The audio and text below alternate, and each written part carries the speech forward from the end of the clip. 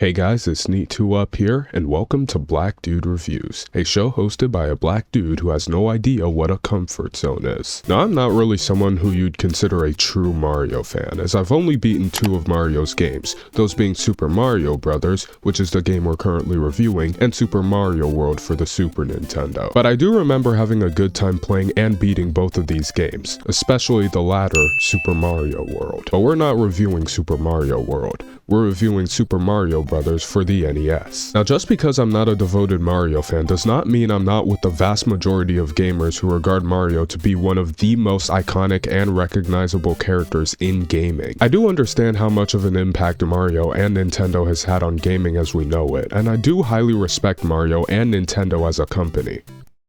Most of the time. Mario's name used to be Jumpman when he made his very first appearance in the very early pre-NES arcade Donkey Kong games, in which Jumpman had to climb up a bunch of ladders to get to the top of the screen and at the same time jump over a bunch of things DK was throwing at him.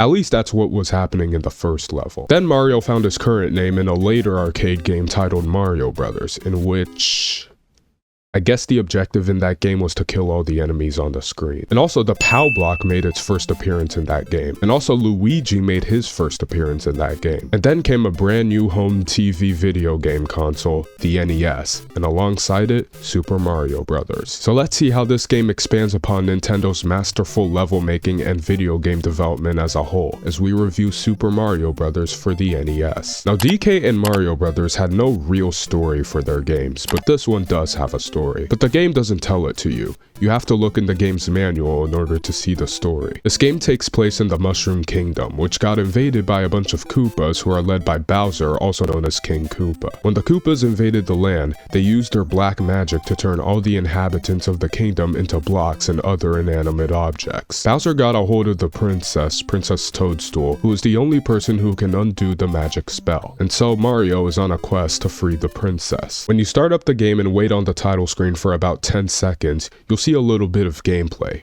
presumably for the sake of giving the player a hint of how gameplay of this game would look like. This game gives you a 1-player option and a 2-player option. In the 2-player option, you can take turns with a friend every time one of you guys die, as one of you plays as Mario and the other plays as Luigi. Mario and Luigi both control and play exactly the same in this game. In the 1-player option, you play as just Mario. So how do you play this game? In this game, there are blocks throughout the levels that are either bricks or have a question mark over them. The question blocks always have an item in them, whether that be a coin, a power-up, or a beanstalk to a coin heaven. So what are the power-ups in this game? If you're little Mario and you hit a question block with a power-up, you'll get a super mushroom, which will turn you into Super Mario. And when you're Super Mario and you hit another question block with a power-up, you'll get a fire flower, which allows you to throw fireballs at enemies to kill them. Another power-up that can be found is Starman. When you touch Starman, you become completely invincible for a few seconds. Just make sure you never fall into any pits though. Another power-up is the 1-Up mushroom, which looks just like the super mushroom except it's green and white. Some special blocks are hidden throughout levels. Sometimes they can be in plain air, or sometimes they can be a brick block that's secretly a special block. You either have to experiment with the blocks in this game, or you can use a guide to tell you where they are. Some of these special blocks can have 10 plus coins in them. When you get 100 coins, you get an extra life. Unfortunately, this game doesn't have a 0 life, so when you see your lives counter reach 1, you better lock in. In every level, there are pipes that can take you either underground or underwater. In those underground or underwater bits, you can easily earn some free coins. There are also coin heavens, which you can access by hitting a block that has a beanstalk in it. In coin heaven, you can get a ton of coins. Something interesting about this game is that if you get hit even once by any enemy when you're little Mario, you're dead. But if you're Super Mario and you get hit,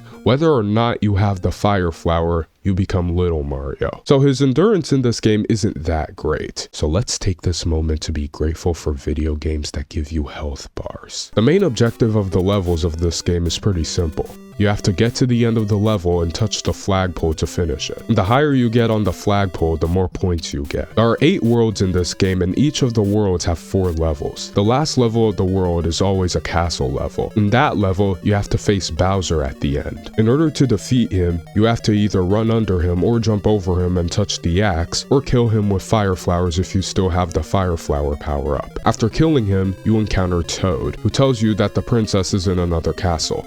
This happens about 7 times throughout this game. In the later stages, Bowser throws hammers at you, but they're not that much of a threat. As a matter of fact, Bowser is probably one of the least intimidating parts of the castle stages. But anyways, once we reach the end of 8-4 by either running below Bowser, or jumping over him, or killing him, we finally meet Princess Toadstool. After beating the game, you gain access to hard mode, which allows you to select worlds by pressing the B button on the title screen. And in hard mode, all the Goombas are replaced with Buzzy Beetles, and the platforms of some of the earlier levels are a little shorter. So that's pretty much Super Mario Bros. For the NES. So what do I think about this game? Well, for starters, I really like the artwork in this game. It's simple, yet it's very memorable. It's not too hard on the eyes, and I think they aged pretty well for NES standards. And the music, I mean, one of the most iconic video game themes ever originated from this game. The overworld theme has been praised so much that it honestly may have started to be too much. I don't deny that this theme is good,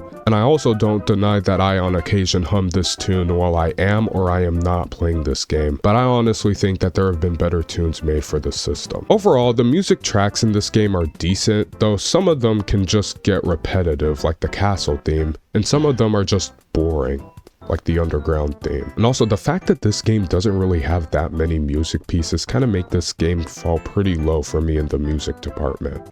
For me, not for anyone else.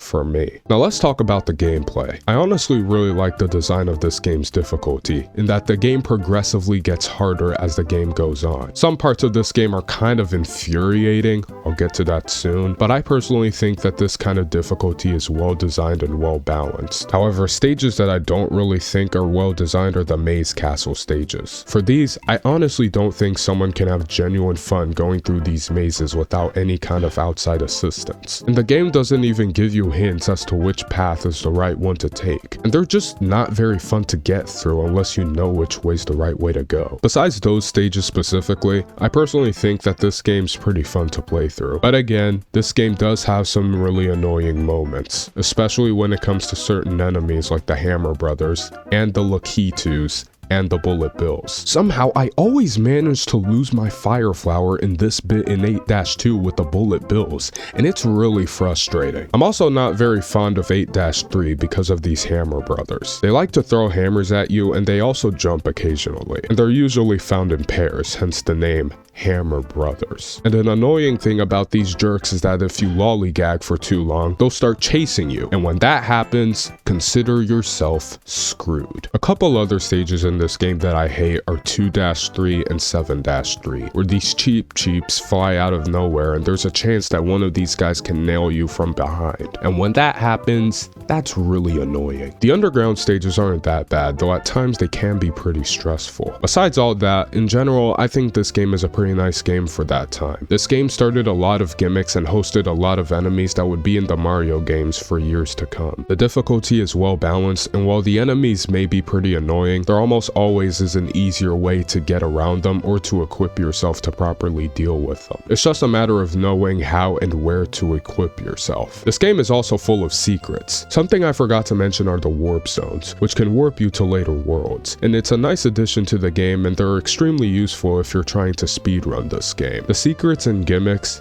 and I can't deny, the music in this game definitely contribute to making this game a timeless and memorable experience for people who grew up with this console. And for a launch title, or rather, one of the launch titles, it received a lot of love and praise and was the most sold game for the NES. This game, while it gives me hard times at times, has definitely earned my respect. So with that, I give Super Mario Bros. For the NES a 4-star rating. Next time we will be reviewing Super Mario Bros. 2 for the NES, so if you haven't subscribed yet, please do. It's quick and easy, and you can always change your mind. But besides that, leave a like or leave a dislike, check out my Mega Man videos, and thanks for watching.